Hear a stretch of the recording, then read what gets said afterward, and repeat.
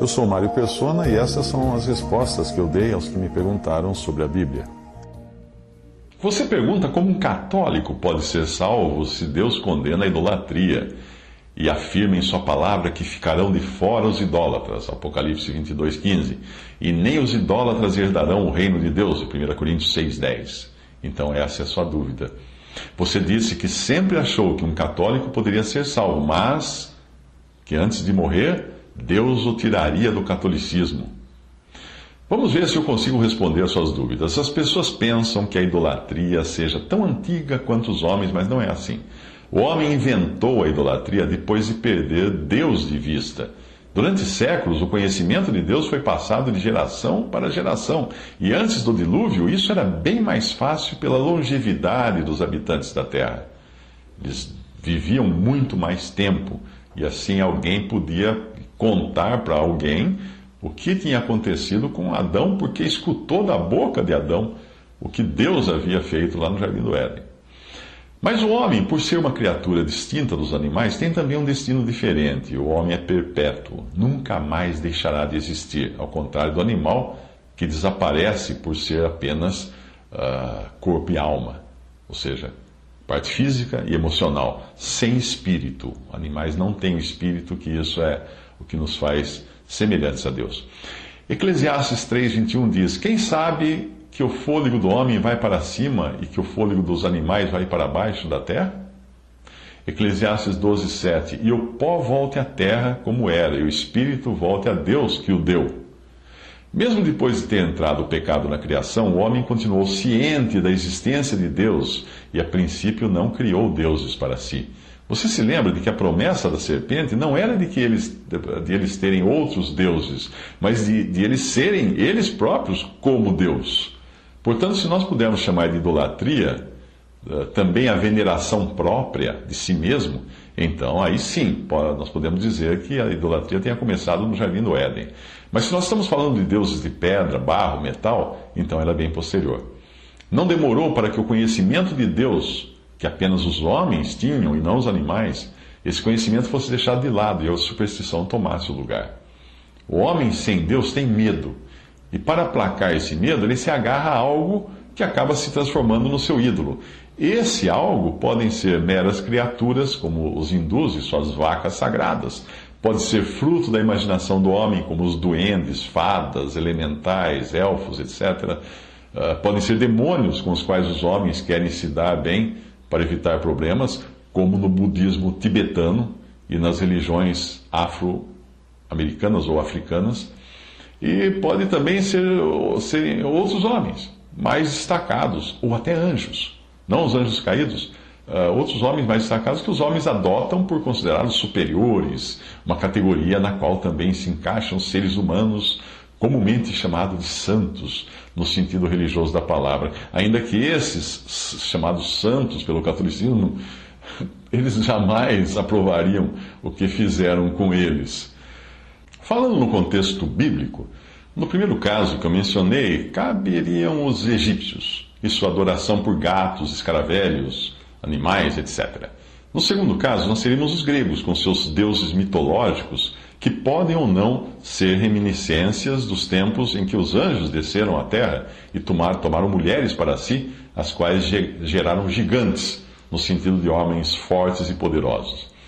No terceiro caso, nós encontramos um exemplo em Atos 16:16, que infelizmente é traduzido de forma a não revelar o que movia aquela jovem possessa. Ali em Atos 16:16 diz: e aconteceu que, indo nós à oração, nos saiu ao encontro uma jovem que tinha espírito de adivinhação. No original, é espírito de Piton. Piton é uma cobra, uma grande serpente, a qual jovem, adivinhando, dava grande lucro aos seus senhores. No grego, o sentido é que aquela jovem tinha espírito de Piton, pois era uma pitonisa. Piton é serpente, portanto não fica difícil entender quem está por trás das adivinhações de pitonisas, ou pessoas que adivinham quando entram num transe.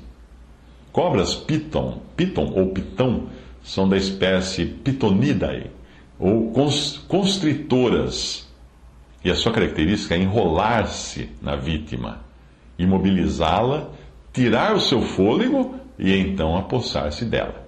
Não poderia existir definição melhor para alguém num transe mediúnico. A pessoa perde os movimentos próprios, o fôlego que produz a fala não é mais seu, e ela fica totalmente entregue ao demônio que a subjugou. Hoje você encontra muitas pitonisas como aquela jovem de Atos, mesmo nas igrejas evangélicas, sem falar nas religiões espiritualistas ou espíritas. Todavia, nós aprendemos em 1 Coríntios 14 que os espíritos dos profetas estão sujeitos aos próprios profetas, isto é, uma pessoa movida pelo Espírito de Deus continua com seu próprio espírito humano no controle total do seu corpo, das suas emoções, da sua voz e tudo mais. Em 1 Coríntios 10, 20, Paulo também fala dos demônios que atuam nas pessoas. Quando ele escreve assim: antes digo que as pessoas que os gentios, que as coisas que os gentios sacrificam, eles as sacrificam aos demônios e não a Deus. Eu não quero que sejais participantes com os demônios. Ele está escrevendo aos gregos, cuja idolatria podia envolver tanto a classe de animais como de seres mitológicos, e também demônios, como no caso da pitonisa. A última classe de idolatria, a homens e a anjos, você pode encontrar primeiro em Atos 10, 26. Atos 10, 26, quando Pedro corrige Cornélio, dizendo, Cornélio se ajoelha diante de Pedro, se prostra diante de Pedro, e Pedro diz a ele: ergue-te, que eu também sou homem.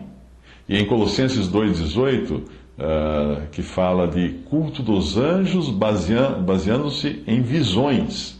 E também Apocalipse 19:10 e também 22:9, onde nas duas ocasiões o anjo rejeita a adoração do apóstolo João, dizendo: não faças isso, eu sou conservo teu.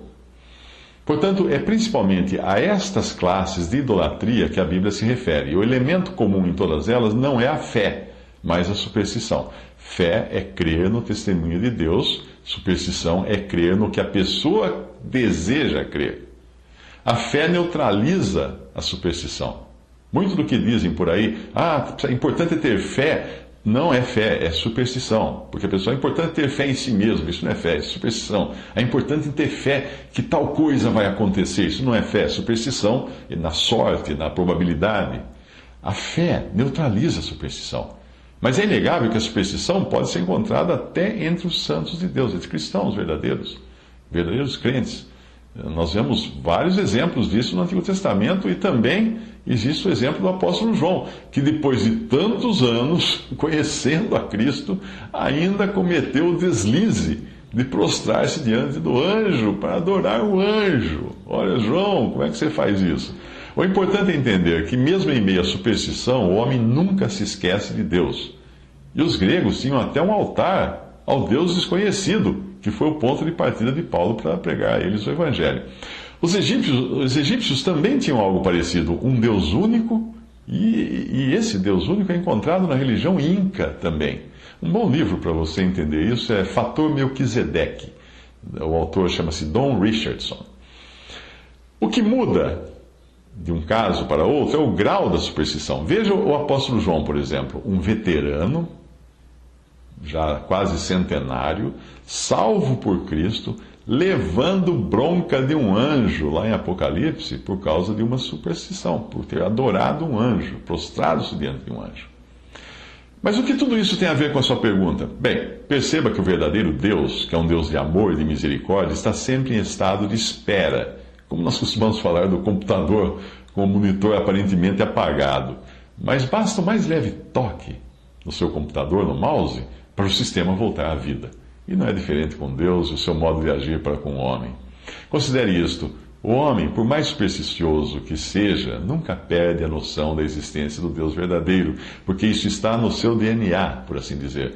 E Deus nunca desiste do homem enquanto ele estiver vivo. O único homem, com H maiúsculo, de quem Deus foi obrigado a desistir, foi o seu próprio Filho Jesus, quando foi abandonado na cruz, por estar ali carregado com os nossos pecados e por ter sido feito ali pecado por nós. Essa foi uma obra estranha à natureza de Deus, mas necessária para nos salvar. Quanto aos outros homens, Ele nunca abandona. Mas no caso de qualquer outro homem, é isso que diz Salmo 37, 25: fui moço e agora sou velho, mas nunca vi desamparado o justo. Porém, na obra estranha que Deus fez na cruz, ele desamparou o justo para nos amparar. Salmo 22, 1: Deus meu, por que me desamparaste? Esse é o brado que Jesus depois também daria 1000 anos mais tarde na cruz. Jó 34, 14 a 15: se Deus pusesse o seu coração contra o homem e recolhesse para si o seu espírito e o seu fôlego, toda a carne juntamente expiraria e o homem voltaria para o pó. Portanto, eu volto a afirmar: Deus não desiste do homem até o último suspiro, pois ele é misericordioso. Porém, essa não é a disposição do homem, que é cruel e sempre pronto a condenar ao lago de fogo e enxofre quem não frequentar uma determinada religião, ou quem não estiver praticando algo que ele pratica, porque está na sua lista de boas obras. Você já reparou que o fariseu no templo fala de jejuar, o fariseu publicano, que o senhor fala da parábola ali, o fariseu fala de jejuar de uma forma que nunca é encontrada na Bíblia. Ele havia inventado a sua própria lista do que considerava as boas obras. Mas vamos ler 1 Crônicas 21, 13. Então disse Davi a Gade: estou em grande angústia, caia eu, pois, nas mãos do Senhor, porque são muitíssimas as suas misericórdias, mas eu não caia nas mãos dos homens. Entenda que eu não estou dizendo isso aqui, eu não estou dizendo aqui que nós podemos ser supersticiosos, idólatras ou mundanos e que não tem nenhum problema com isso. Não é isso que eu estou dizendo. Eu estou mostrando que Deus quer salvar. E o homem, por seu lado, não é misericordioso como o próprio Criador. Quer um exemplo? Nem bem aconteceu a notícia da tragédia numa boate em Santa Maria, no Rio Grande do Sul, e você já encontrava na seção de comentário dos sites de notícias pessoas, abre aspas, religiosas, fecha aspas, fazendo suas acusações costumeiras. Um dizendo que isso aconteceu porque os gaúchos são muito orgulhosos. Outro porque os jovens não deveriam estar ali dançando, e etc, etc. Esse é o homem. O homem é cruel. O ser humano é cruel. Por isso que Davi não quis cair nas mãos dos homens. Preferiu cair nas mãos de Deus quando ele precisou ser repreendido. Porque os homens não têm misericórdia. Eu tenho certeza de que você já ouviu esse tipo de julgamento feito por religiosos quando souberam da morte de alguém que não rezava pela mesma cartilha. É assim porque nós, ao contrário do Senhor, não somos misericordiosos, nós somos cruéis por natureza. E, obviamente, nós julgamos tudo não segundo a reta justiça, mas segundo o molde de religiosidade que nós criamos para nós mesmos, o que também não é diferente de superstição. Nós acabamos querendo ser o padrão e voltamos ao sussurro da serpente: sereis como Deus. Aí nós queremos ser nós mesmos o padrão dos outros. E se os outros não seguirem como nós seguimos, estão perdidos. E Jesus, diante da morte de Lázaro, o que fez? Chorou. Chorou. Alguns, diante da morte daquelas jovens na boate, ou diante de um acidente, ou de uma catástrofe, falam um monte de bobagem, criticam de todas as maneiras, porque morreu por causa disso, morreu por causa daquilo, morreu daquilo outro. Mas o Senhor Jesus, quando viu Lázaro morto, chorou. Aquele que voltará um dia para julgar vivos e mortos não julgou Lázaro, ele chorou sobre Lázaro. Ele não disse algo do tipo: eu disse para o Lázaro diminuir o vinho, ele estava tomando muito vinho. Não. Ele não disse: é nisso que dá não cuidar da saúde, Lázaro, está vendo? Só morreu agora. Não. Ele não disse: se Lázaro tivesse fé em mim, teria sido curado mesmo eu estando longe. Não, Lázaro está morto, ele não tem jeito de ter fé em ninguém agora.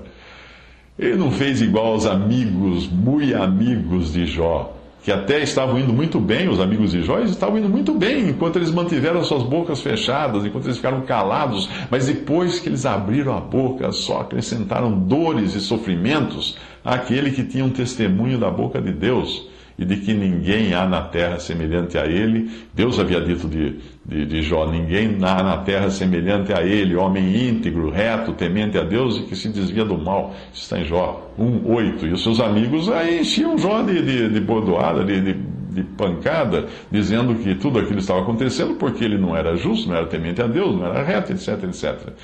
Eles massacraram Jó com todo tipo de acusação, só para no final Deus dizer para Jó interceder por seus equivocados amigos. O que Jó, obviamente, fez, com amor e misericórdia. Portanto, a pessoa mais pecadora da face da terra, a mais supersticiosa, a mais idólatra, se tão somente crer no testemunho que dá de seu Filho Jesus, ela é imediatamente salva. Mesmo que não tenha tido tempo de tirar as medalhinhas que carrega no pescoço, ou de desmontar o altar cheio de ídolos que tem na cômoda da sua casa. Veja que foi depois de se converterem que os que seguiam artes mágicas se livraram dos objetos da sua superstição em Atos 19, versículos 18 e 19. E muitos dos que tinham crido vinham confessando e publicando seus feitos. Também muitos dos que seguiam artes mágicas trouxeram seus livros e os queimaram na presença de todos, e feita a conta do seu preço, acharam que montava 50.000 peças de prata. Uma pessoa pode já ter sido salva pela fé em Cristo, mas ainda carregar em si sentimentos supersticiosos. E é por isso que eu tenho a certeza de que muitos católicos que verdadeiramente creem no Salvador estão salvos e eu irei encontrá-los no céu. Não por serem católicos, evidentemente, mas porque em algum momento o Espírito Santo de Deus tocou neles e creram no Salvador. E a superstição? Não precisariam largá-la para serem salvos? Não coloque o carro na frente dos bois. A limpeza vem depois, mas nunca o tempo da faxina é igual para todos. Você sabe quantos anos de idade tinha o apóstolo João quando se prostrou para adorar o anjo? Mais de 92 anos de idade. Se ele tivesse uns 20 anos quando começou, calculando que ele tivesse uns 20 anos de idade quando começou a seguir Jesus, veja quanto tempo ele viveu com esse sentimento supersticioso de se prostrar diante de um anjo, até levar a bronca do anjo. Você diria que nesse período todo João ainda não tinha tido seus pecados perdoados e a salvação garantida? Você não ousaria falar isso. E ele próprio sabia que em si mesmo tinha muitas arestas que ainda precisavam ser lapidadas, porque ele escreveu assim em 1 João 1, de 8 a 10, se nós dissermos que não temos pecado, enganamo-nos a nós mesmos e não há verdade em nós. Se confessarmos os nossos pecados, ele é fiel e justo para nos perdoar os pecados e nos purificar de toda injustiça. Se dissermos que não pecamos, fazemo-lo mentiroso e a sua palavra não está em nós.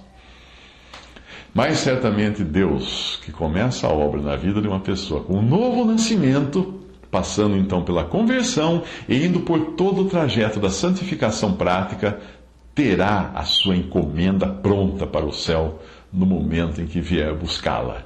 É isto que a Bíblia nos garante em 1 Coríntios 1, de 7 a 8. Nosso Senhor Jesus Cristo, o qual vos confirmará também até o fim, para seres irrepreensíveis no dia de nosso Senhor Jesus Cristo. Filipenses 1,6, tendo por certo isto mesmo, que aquele que em vós começou a boa obra, a aperfeiçoará até o dia de Jesus Cristo. João 14,19, porque eu vivo, o Senhor Jesus fala, porque eu vivo, vós vivereis. João 10,28, ainda o Senhor Jesus diz, eu dou-lhes a vida eterna, e nunca hão de perecer, e ninguém as arrebatará da minha mão. Nem você próprio consegue se arrebatar da mão de Cristo depois que você creu e foi salvo por Ele. Portanto, quando você ouvir alguém dizer, imagine que fulano está salvo, ela diz crer em Jesus, mas ainda é católica e tem todos aqueles ídolos em casa. Ou quando você escutar o outro dizer, nem pensar que a fé do fulano seja real. Outro dia eu vi ele na porta de um bar. O que você vai responder? Simples. Diga para aquela pessoa esperar até o filme terminar. Alguns filmes você não entende se sair antes e não assistir até o último minuto, que é quando tudo fica resolvido. Assim é também nas coisas de Deus. Primeiro, nós somos completamente salvos, lavados, purificados e santificados pelo sangue de Cristo, ficando assim aptos para o céu. Essa é a coisa que acontece já de cara quando cremos no Senhor Jesus. Depois, começa em nós um processo de santificação prática, que é a expressão visível daquela santificação absoluta que nós já temos, e essa santificação prática vai durar até o último segundo da nossa existência na Terra. Portanto, quando o assunto é superstição e idolatria, Essas coisas não existem somente no catolicismo. Elas permeiam, e muito, nas igrejas evangélicas, com milhões de pessoas correndo atrás de curas e milagres, ao invés de se ocuparem com Cristo. Isto quando não estão ali para adorar Mamon, que hoje se apresenta na forma de um carro importado, uma mansão, um negócio próprio, seu próprio negócio, sua própria empresa. Grande noite dos empresários, grande noite da prosperidade. Não é isso que você escuta nos anúncios de algumas chamadas igrejas? Existem salvos ali? Evidentemente. Aqueles que creram realmente no Senhor Jesus são salvos, apesar de toda a bobagem que eles são ensinados de superstições e de prosperidade e coisas do tipo. Como também existem salvos na Igreja Católica. Mas, e se os pregadores corrompidos pela ganância, estariam eles salvos? Deus, somente Deus saberia dizer isso. Mas é bem provável que muitos dos salvos no catolicismo e no protestantismo, que ouviram a palavra de Deus pregada por bocas não convertidas, cheguem ao céu, deem uma olhada em volta e perguntem: ué, onde está o bispo fulano? Onde está o pastor cicrano? E o padre Beltrano? E o missionário tal? E o evangelista tal? Eu jurava que os encontraria aqui. Pois é. Por outro lado, também não será de surpreender que na condenação externa, serão encontrados aqueles que nunca quiseram crer em Cristo com a desculpa de que esses líderes religiosos enganavam o povo, só para acabarem descobrindo então que eles compartilharão com esses mesmos líderes religiosos, lobos, compartilharão do mesmo destino. A desculpa não pode nunca ser essa. Felizmente para todos, não é quem prega, mas sim a palavra de Deus que tem poder para levar uma alma à salvação. E não é o estado visível daquele que creu em Jesus que determina o seu destino eterno. É o fim da sua carreira, e isso inclui também aqueles em posição de guias do povo de Deus. Lembre-se de Hebreus 13:7, lembrai-vos dos vossos guias, os quais vos pregaram a palavra de Deus, e considerando atentamente o fim da sua vida, imitai a fé que tiveram. Precisamos esperar o filme chegar até o fim, para tirar conclusões mais próximas do acerto. Agora, para tirar qualquer dúvida quanto à possibilidade de alguém que faça parte da Igreja Católica poder ter a salvação pela fé em Jesus, considere isto. No ano 312, o imperador Constantino decidiu unir o Império Romano sob uma Igreja Universal, fazendo de Roma não só a sede do Império, mas também a sede do cristianismo. No ano 380, o imperador Teodósio emitiu um edito chamado De Fide Católica, na cidade de Tessalônica, o qual foi publicado em Constantinopla, declarando o cristianismo católico como a religião universal e oficial do Império Romano. Portanto, durante muitos séculos, mais de 1000 anos, quem fosse cristão seria automaticamente membro da Igreja Católica. Foi só muito depois que surgiram alguns movimentos contrários à Igreja de Roma, os quais foram duramente perseguidos e muitos foram massacrados por isso. Por volta do ano 1000 e alguma coisa, deu origem a divisão dentro do catolicismo, que deu origem à Igreja Ortodoxa, que se espalhou mais pelo Oriente. A reforma protestante só viria a acontecer por volta de 1400 e alguma coisa, 1500. Agora faça as contas, arredondando, vamos arredondar. De cerca do ano 400 ao ano 1500, são 1100 anos. Ao você afirmar que nenhum católico pode ser salvo, mesmo se crer em Cristo, só porque é católico, você está afirmando que durante 1100 anos ninguém teve a salvação. E nesse período, a entrada para o céu ficou fechada, porque o catolicismo era algo compulsório, obrigatório para toda pessoa. Felizmente, a salvação não depende de estar ou não estar em alguma organização religiosa. A salvação depende apenas de crer em Cristo, o Salvador, independente de ser católico, protestante ou não ser coisa nenhuma. Crer em Cristo, o Salvador.